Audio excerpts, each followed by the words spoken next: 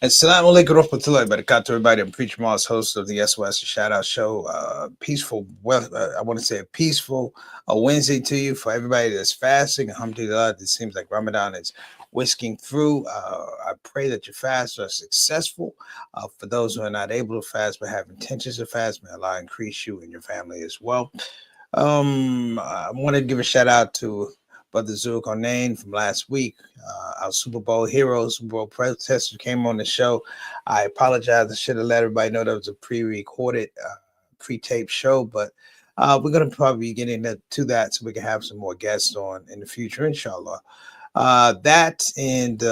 just had a lot of things going on this week. If you could look at the title for today's topic, which is Mahmoud Khalil, Trump, and White Rage, it's going to be a full show. I'm going to give you what I can give you in the next 30 minutes. Again, I just want to shout out to everybody that's fasting this season, if you will. It's a very difficult season for the things that we're seeing in terms of political climate, social climate, and pretty soon economic picture seems to be closing. I want to say the economic picture seems to be taking a dip too. Inshallah not.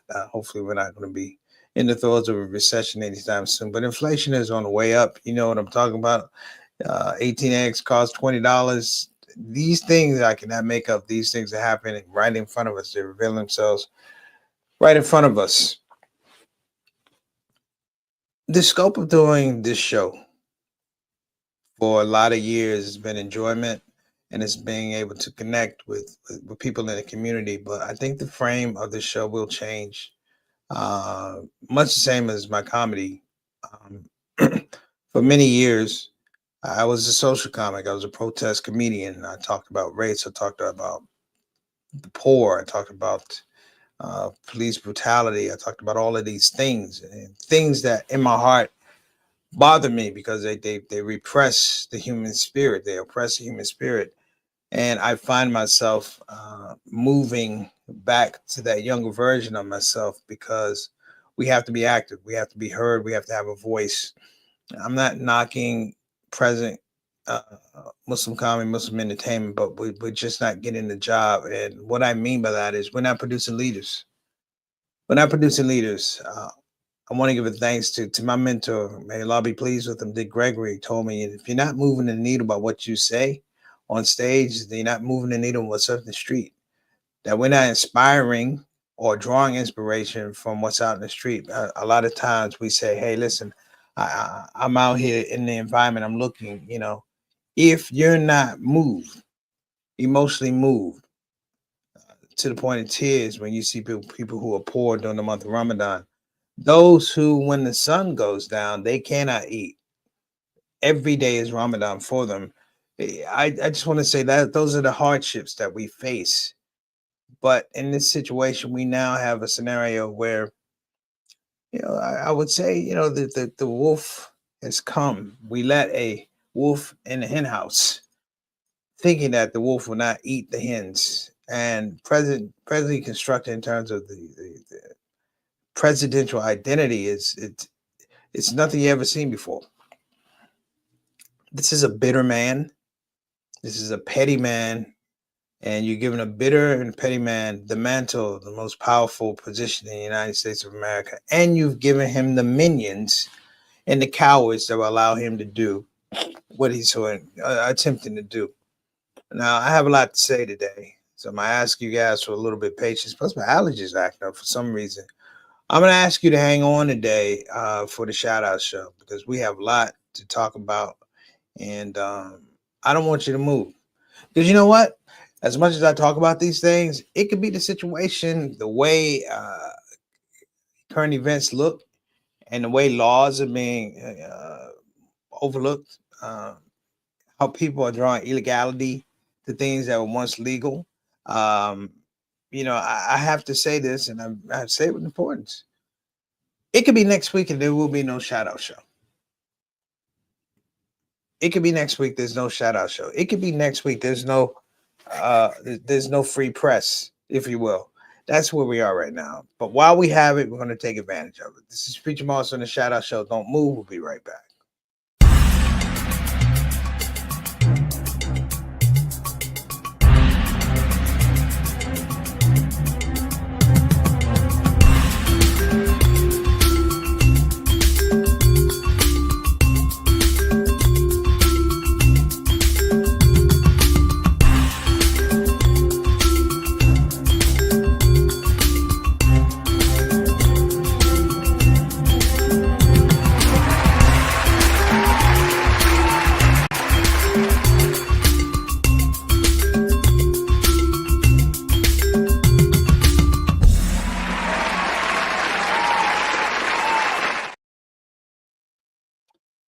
Let me give you an idea of where we are in American history. President Trump seeks to purge what he calls woke initiatives. This is a really really touchy subject. Woke initiatives in the hands of people who are weak and frail and scary, and I want to say petty, and I want to say evil. The idea of woke has such a large meaning. It can mean so many different things.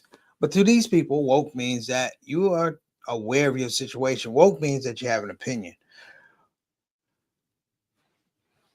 Case in point, I'm just going to read some of the words off the list that the president of the United States is attempting to purge from federal government initiatives and agencies. He's ordered the limitation of these words, removal of certain phrases.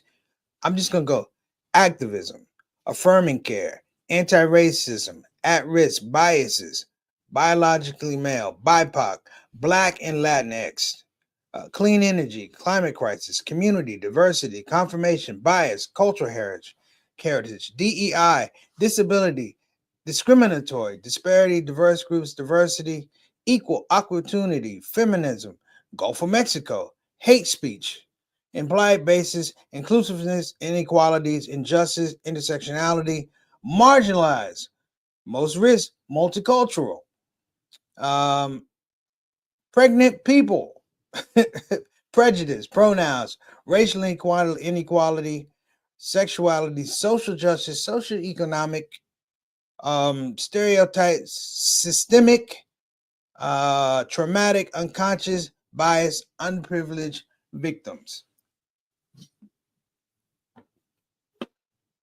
It's not the end of the world, but you can see it from here. Just the idea that this person is trying to frame speech, language, noise, sound comes from Allah subhanahu wa ta'ala. This man and his people are trying to limit speech. Much the same in days of the slaves, they came up with the black codes because these white owners were afraid that black folk would talk to each other and God forbid realize that the situation they were in was unsatisfactory and untenable, therefore leading to freedom thoughts. And they were so paranoid that they did not want black slaves talking while they worked in the heat and endured backbreaking labor. So the idea is that they would sing all day. And that singing was pacifying to the white masses. Well, I'm here to tell you that singing ain't doing a darn thing.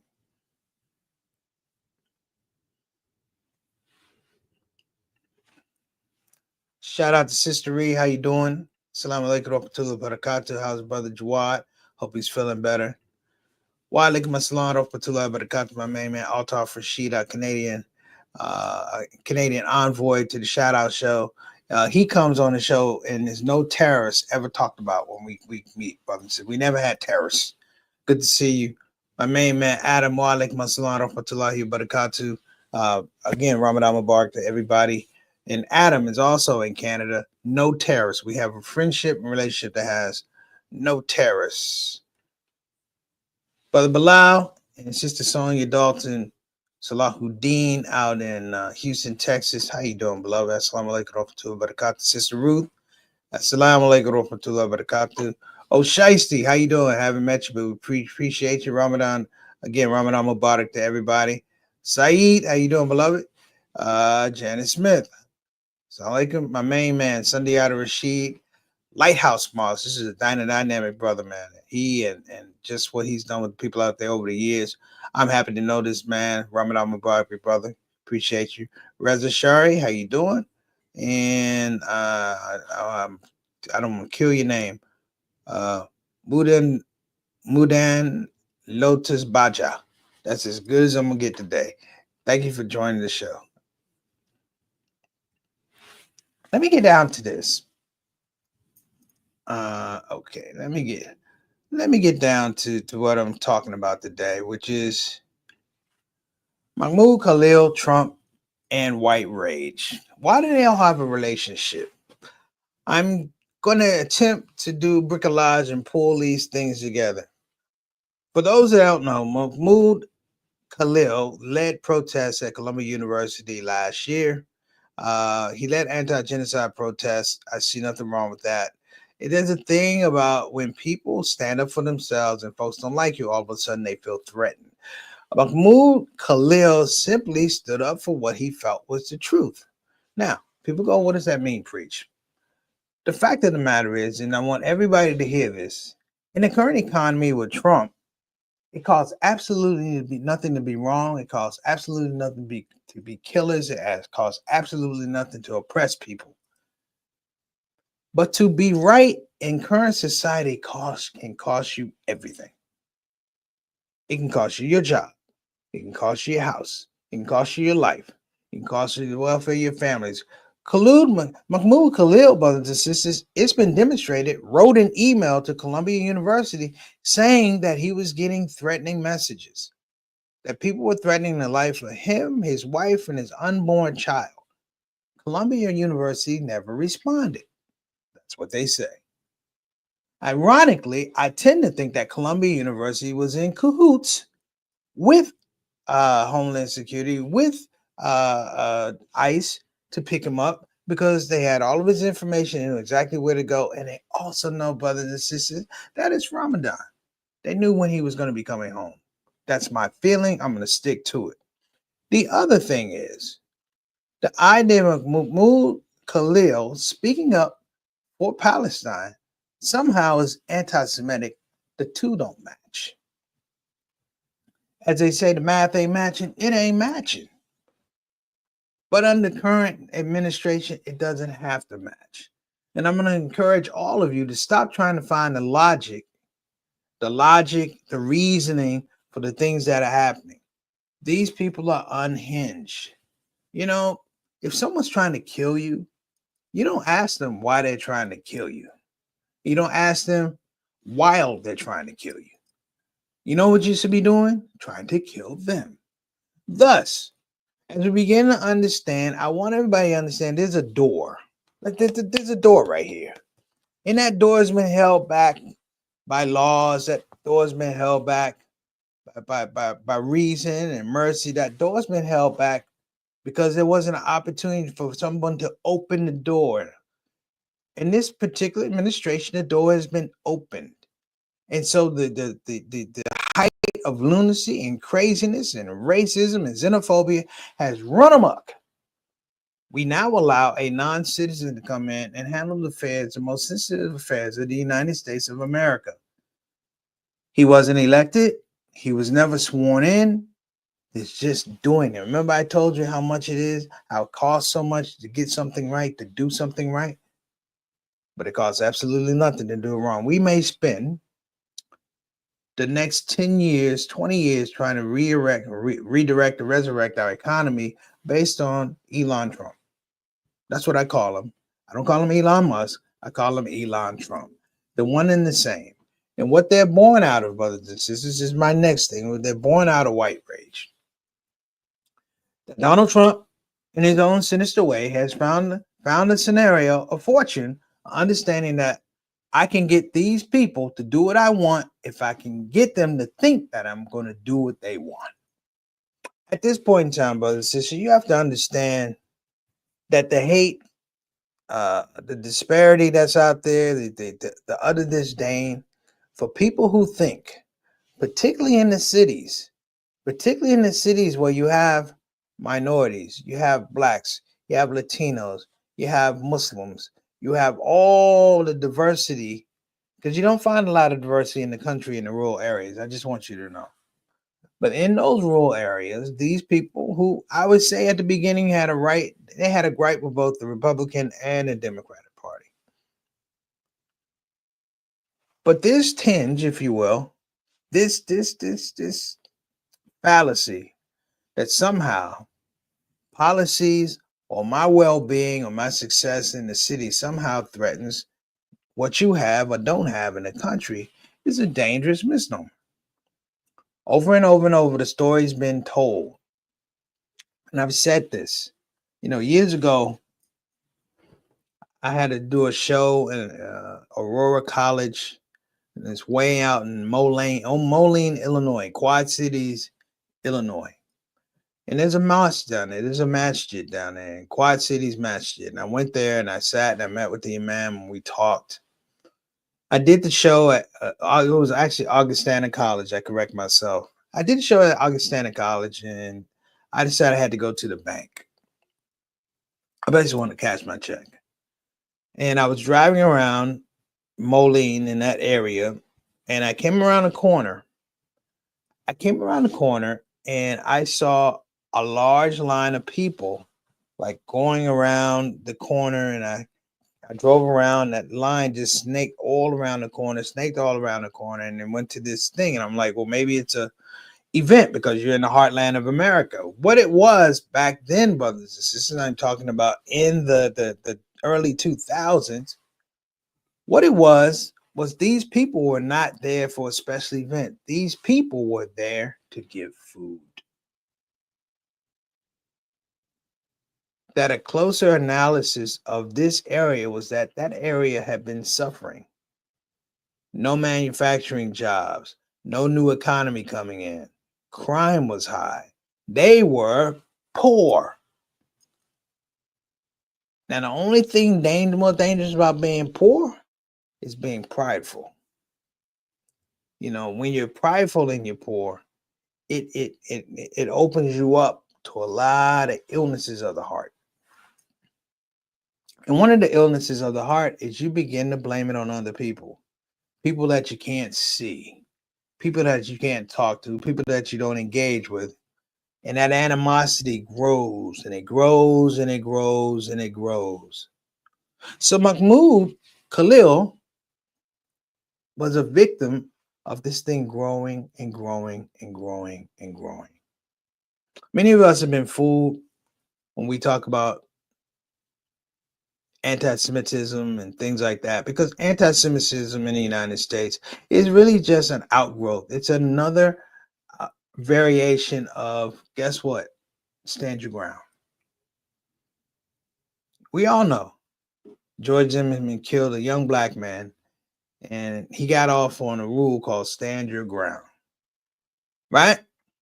So anti-Semitism is stand your ground. If in any way I feel offended or fearful, then it's you who has to pay the price. Then I am in my full constitutional right to do whatever I want to do to you. See, Israel, as president constructed, learns from the United States. Israel learns from the United States. Israel has learned from the United States how to navigate when white people, racists, don't like Jewish people. And that is to move the Zionist flag, if you will, closer to the United States flag. to say that we're under siege just like you're under siege, to say that we're just like the people in Moline, Illinois. The people in Moline, Illinois say, I'm just like you, except the people in Moline, Illinois will never meet people in Gaza. They'll never meet people in Sudan. They'll never meet people in college. Hell, they'll never meet people with teeth. All right, let me stop. My point is, you've created a situation. Let me tell you about black people.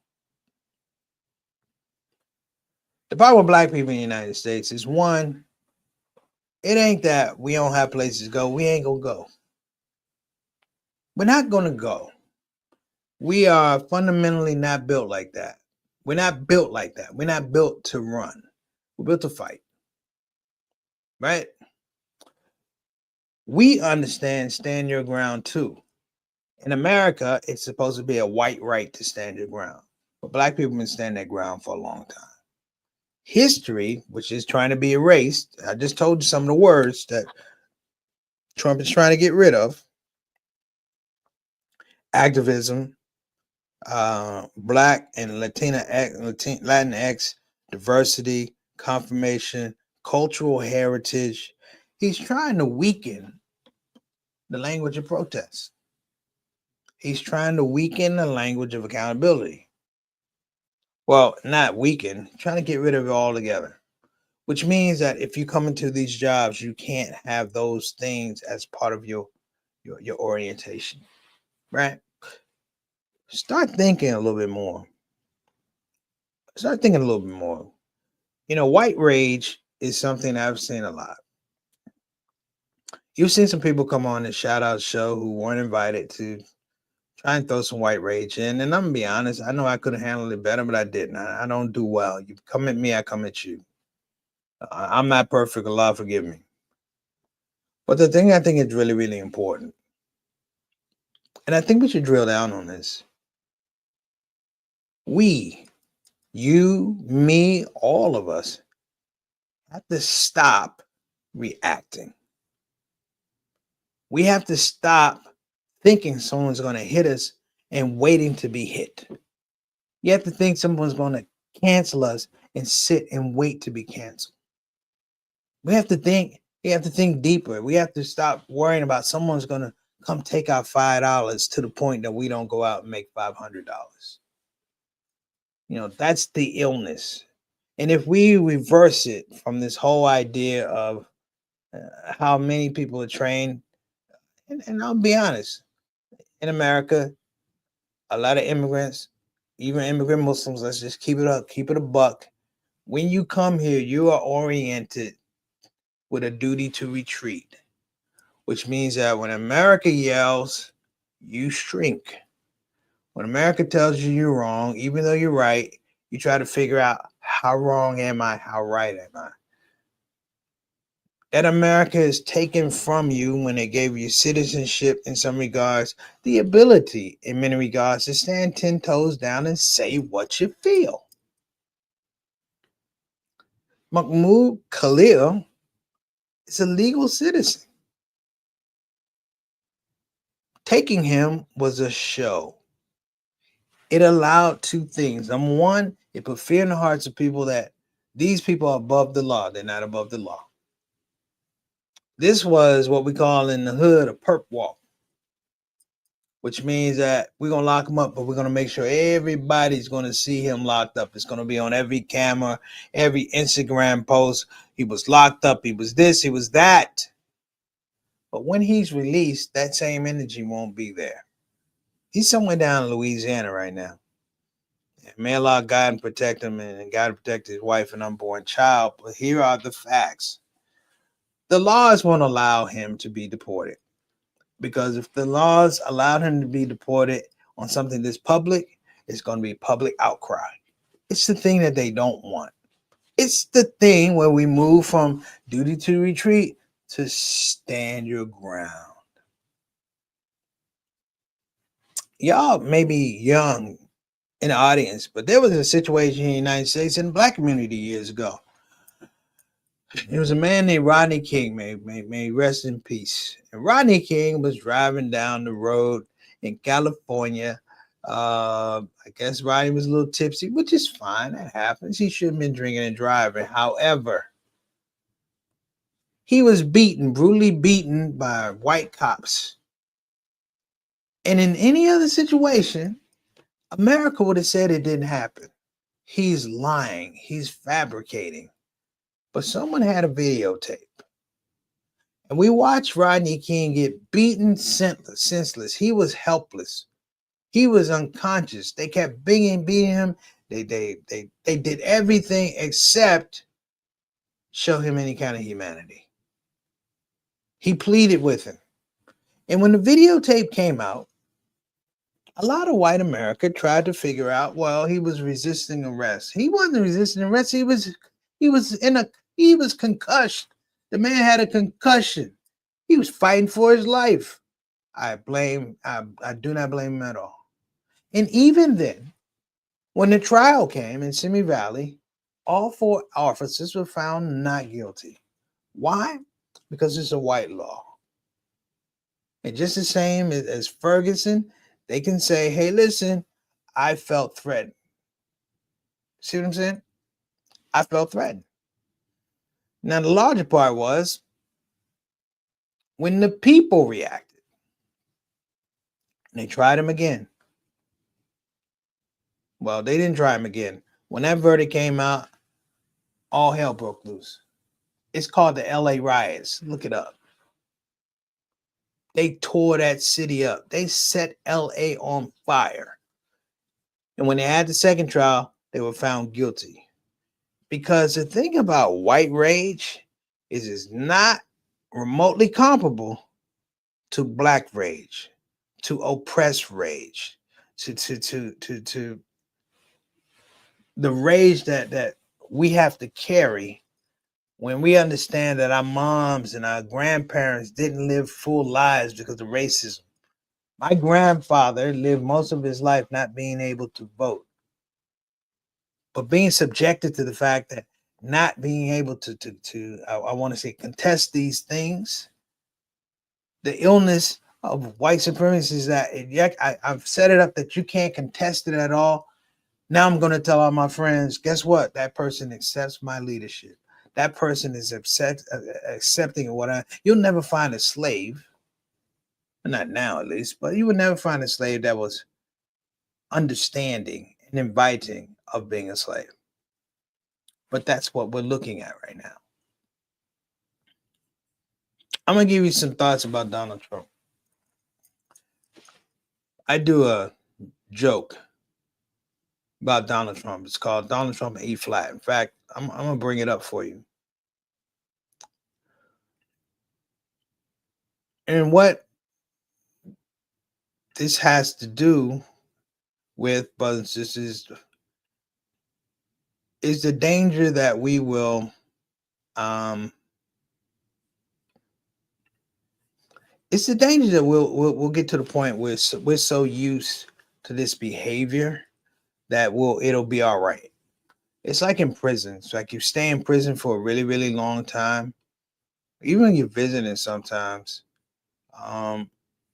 it stinks. Like it really, really stinks. But if you stay there long enough, you'll get used to the smell. Some of us are used to the smell, and some of us are going, it stinks. It's Donald Trump in E flat. Enjoy.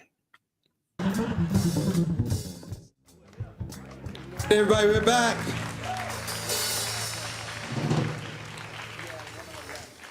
So that's what happens when you got a band that's on fire. Another hand for my brother, Taurus Mateen, Leon Alexander Jr. I don't know, that commercial interruption was brought to you by Make America Great Again. So I'm gonna do this. Now I need everybody just to remember what I'm gonna say. Cause this moves kind of quickly, then moves kind of slowly. Sort of like government. A little quickly, a little slowly. Now, this is an education beat. Now when it goes up, down, up, down. This is Donald Trump in E flat. I'm gonna tell you a little story about myself. I wasn't always a comedian. Some of you may know I was a school teacher when I first got out of college. And some of you are looking at me like, you taught school. No wonder why the kids can't read. Now, I knew it was time to get out of the education business. I'm not a fool. I knew it was time to get out when I had a little class, and I said, class, today we're gonna talk about space in the solar system, space in the solar system. I said, before we get started, I wanna know who's the first black man in space.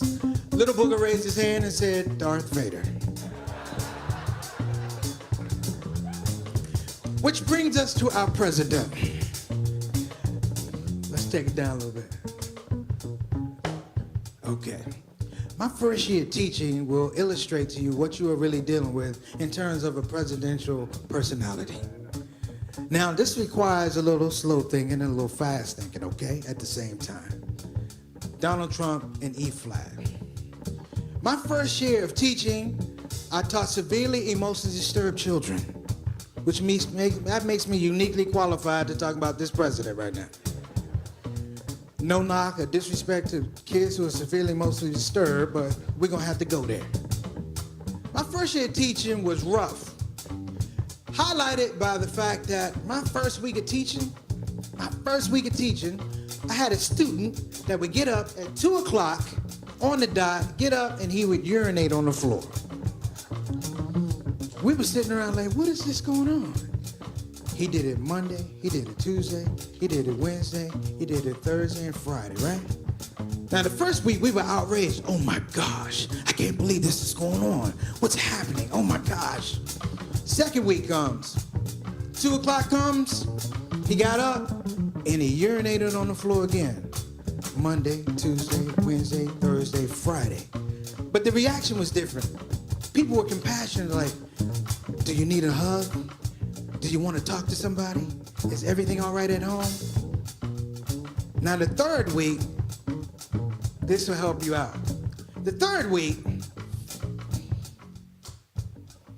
at 2 o'clock on Monday, he got up and he urinated on the floor again. All over the floor. Me and the kids looked up, checked our watch, and we said, hey, it's 2 o'clock. So with Donald Trump, every day is 2 o'clock.